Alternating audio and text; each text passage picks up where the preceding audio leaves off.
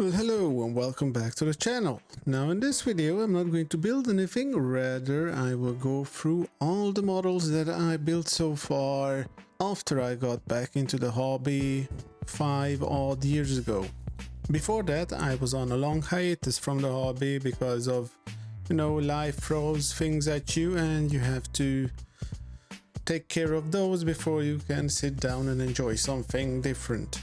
And yeah, it was a long time. I think it was 15-20 years when I haven't built anything, so most of my modeling knowledge with which I came back to was from my teenage years mostly, and I never had anything like airbrush and other stuff, and let alone internet to look up certain techniques and stuff like that. I never heard of pin washers or anything like that back in my day, and I didn't have anyone else around me to teach these things. But enough talk about the past, because it just reminds me how old I am, and let's have a look at what I've been doing for the past couple of years.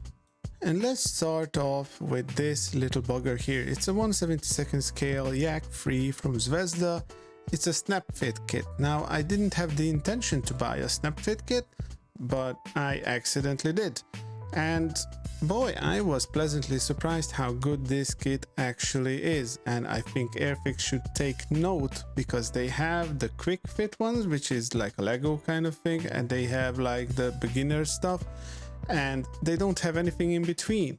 And a design like this, where you don't need any glue but you're actually building a model, I think it's genius, and it's a really nice kit. It comes with wheels up and with a pilot figure as well, so it's a win-win situation in my book, especially if you want to build something in flight. And of course, it's worth mentioning that this is the very first time I used an airbrush. Now, I don't know how well it turned out or not, but I was very pleased with my very first airbrushing, and actually it looks quite nice in real life as well. I still have it in my collection and probably going to have it for a long time.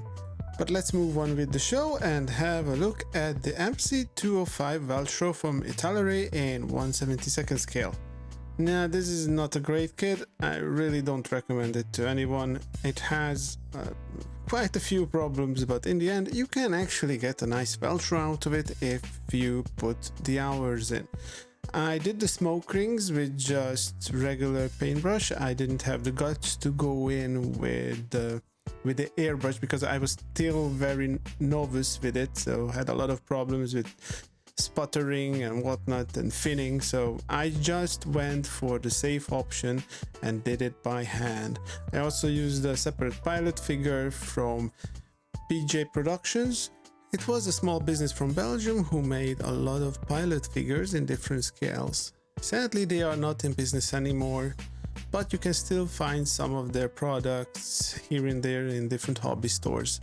By the way, I'm trying to do this in a chronological order just to show how I progressed with my skills and whatnot over the years. And now this one is Zero from Academy.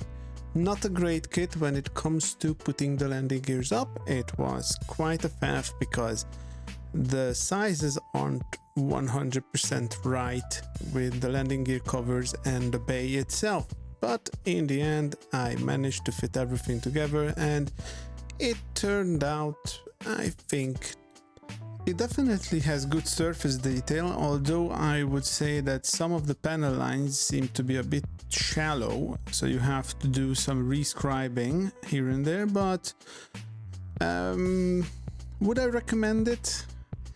I don't know. It is an okay kit, but I think you will find better stuff on the market these days. Now, with the Spitfire, which is from Airfix, it's a beginner kit. I don't have any turntable stuff because I don't have it on a stand anymore. It is on a wall mount hanging from my wall, but I do have these old pictures of it, so enjoy these if you can. And it's a decent kit. I think a lot of people get a nice enjoyment out of it. Even my wife did build this once although wheels down, which made me quite sad. Now it does come with the pilot figure, which is like horrible. It has like a head shaped of an alien, but it's a pilot figure nonetheless, and you can build it wheels up easily, airfix of course, and it has a good amount of decals, again cartograph, so it's good. As you can see, yeah, time wasn't too generous with this one. A lot of problems here and there, flaking of the decals and a lot of flaking of the varnish that I used, which were Ammo's Lucky Shot varnishes, and I didn't like them at all.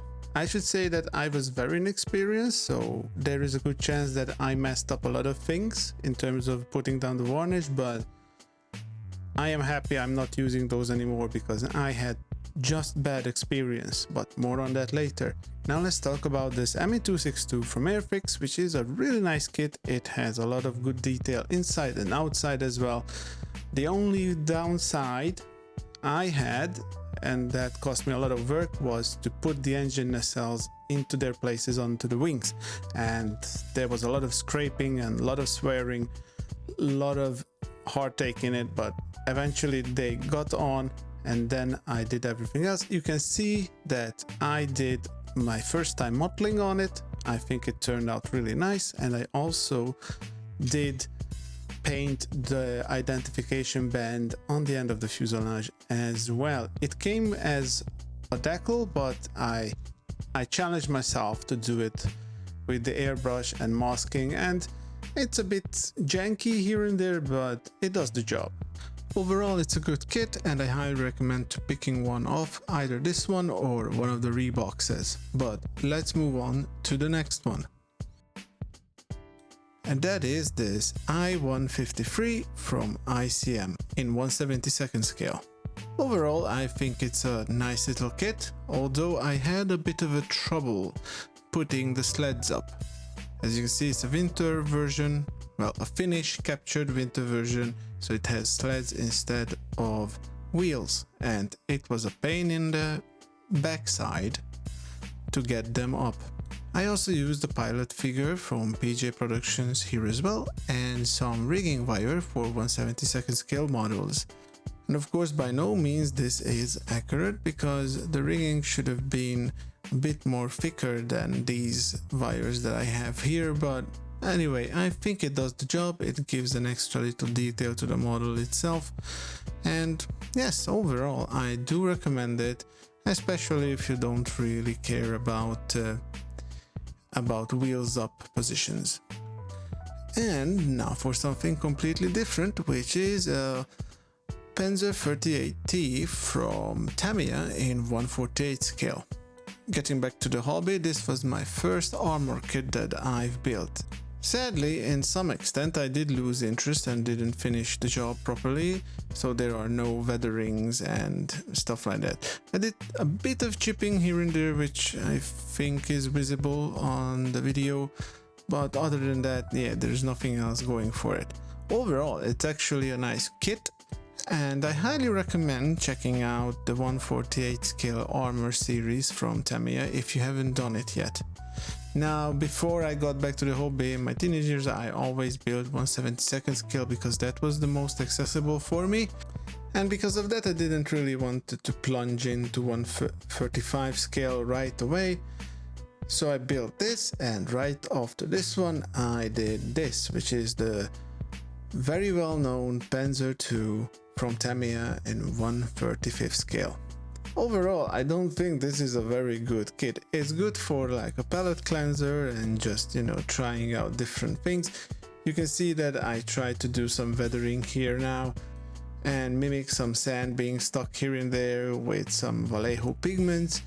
And of course you can see the sponge chipping all around the whole model. So I had this sandy yellow as the base, and then with the sponge chipping I did these gray patches, because these tanks, when they were initially deployed in Africa, they were still in the dark gray color, and then they used some easily chippable color, this sand yellow on top, and it wore off quite easily, and that's why I did that.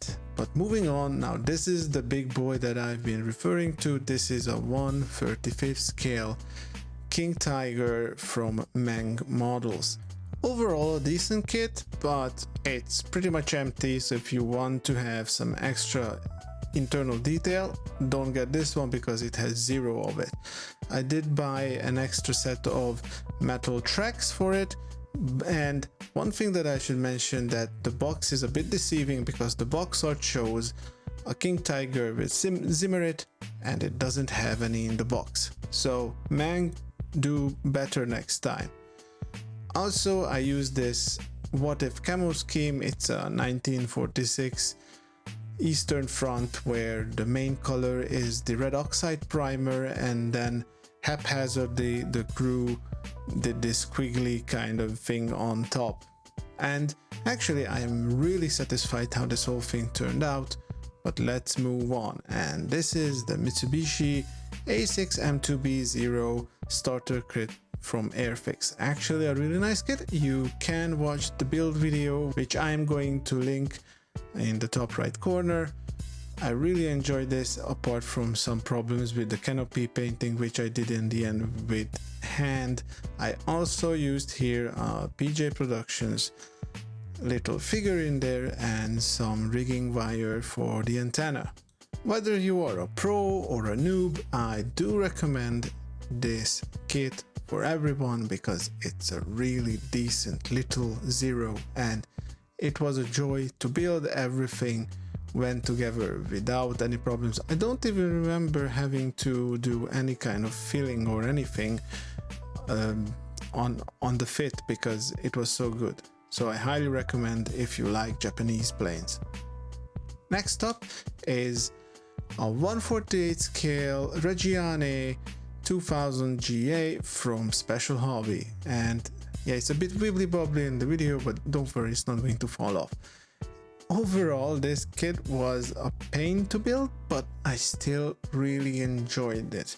There are some issues here and there, fit issues, gap issues, any kind of issues. Sadly, I didn't have any pilot figure for it, and Special Hobby doesn't provide one. Also, putting the landing gears up was a pain in the bum, but what can you do if your options are limited? Anyway, you can watch the full build video on the top right corner right there. Overall, I would say that it's a 50-50 whether I would recommend it or not. You can make it really nice, as you can see, probably much better than what I did, but you have to work for it. Moving on, let's get back onto the ground with the Panzer I from TACOM. Now this kit has 2 tanks in it. You can build the Ausfahrt A and the Ausfahrt B. This one is the B, as you can see, and it's a really nice little kit, although the insides do desire some extra detail because, for example, not even the machine guns in the turret have any internal detail.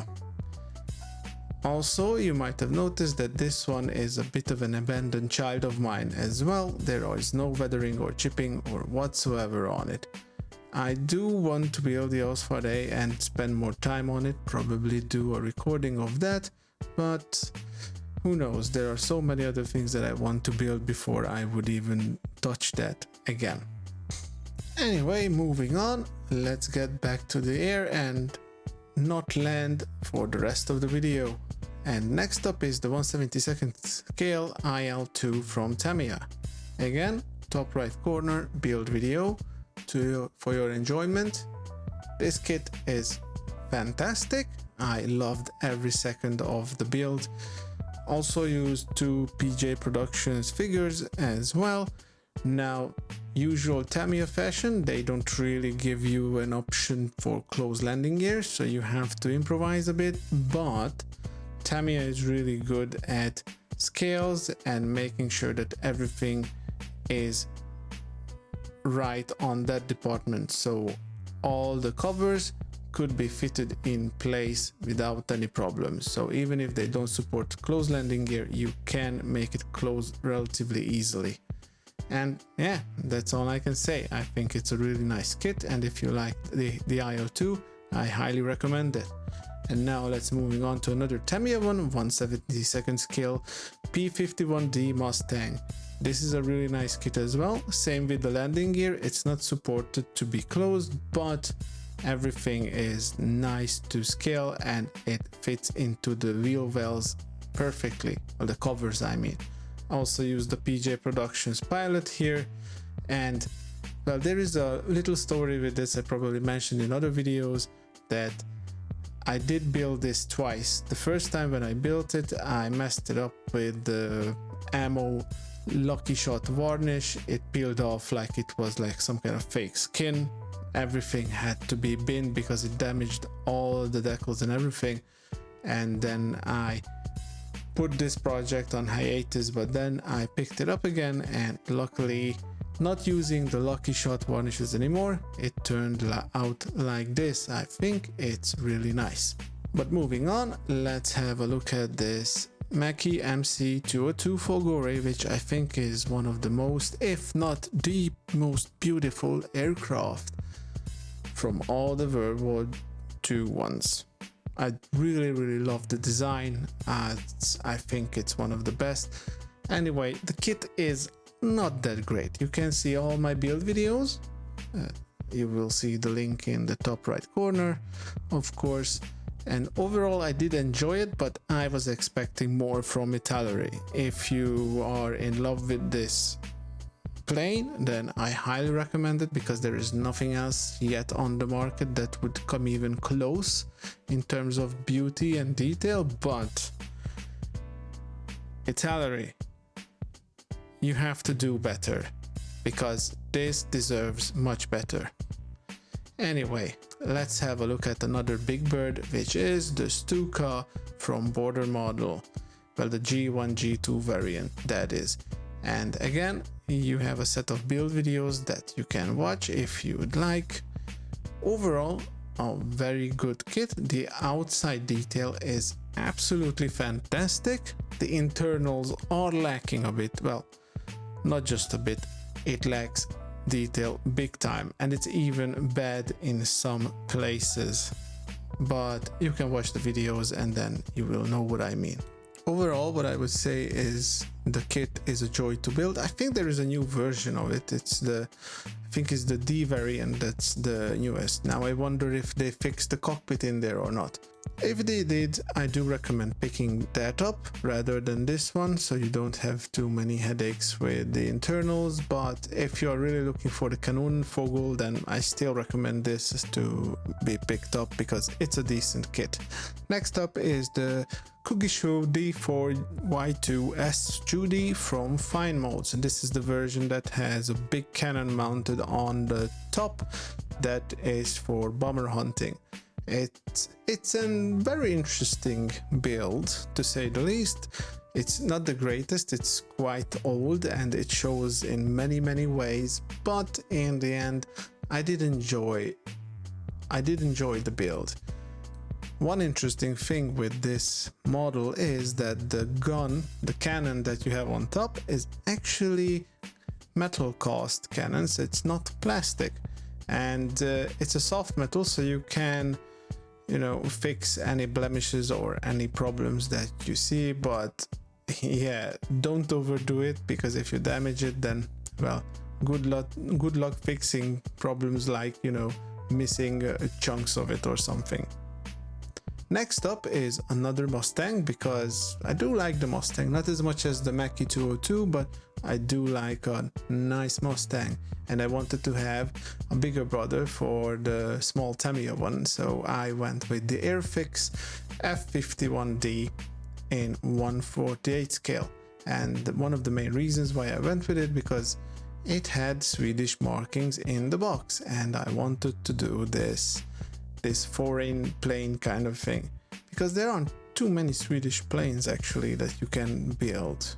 And at least this way I managed to do the two birds one stone thing, where I wanted to build a plane with Swedish markings and I wanted to have a bigger Mustang. The kit, I do recommend it. It has some issues here and there, but overall it was a joy to put it together. Link top right corner again. Now let's go and have a look at this Italeri P38J Lightning in 1/72nd scale. Now this is an odd bird because it's actually not an Italeri kit, it's an Academy kit, and it's okay. I enjoyed building it, but would I recommend it? Not so much. It has problems. It has the Academy problems. If you ever built an Academy kit, I think you probably know what I mean by that. It's okay. So if you don't want to build a big P38, then I think this will scratch that itch. Otherwise, yeah, get something else.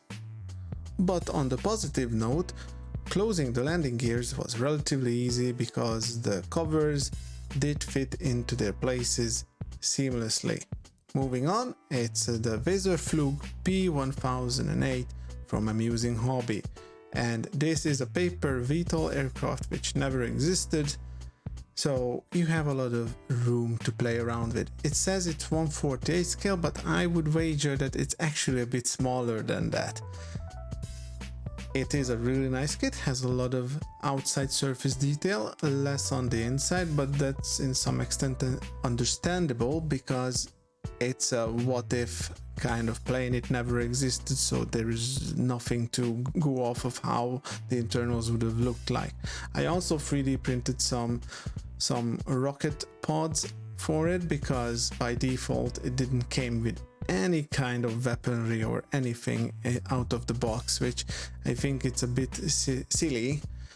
So Amusing Hobby could have, you know, played around with this idea, but anyway, I did that, so it's now a ground pounder. But let's get to the last thing, which you might have seen in the last couple of days, and this is the Supermarine Spitfire Mark 5B from Airfix in 1/48 scale.